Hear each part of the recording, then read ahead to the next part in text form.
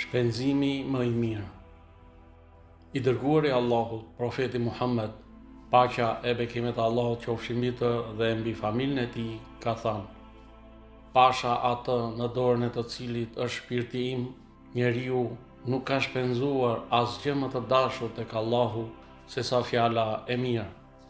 Ky hadith na mëson se fjala e mirë ka vlerë më të madhe se sa shumë shpenzime materiale. Njeriu shpesh mendon se bamirësia kufizohet vetëm te pasuria, por profeti Muhammed e zgjeron kuptimin e saj duke na treguar se një fjalë e mirë, këshill e sinqert, apo ngushëllim apo përgëzim është një shpenzim që Allahu e do shumë. Fjala e mirë nuk kushton asgjë, por mund të shërojë zemra, mund të forcojë vëllazërinë dhe mund të ofrojë njeriu tek Allahu.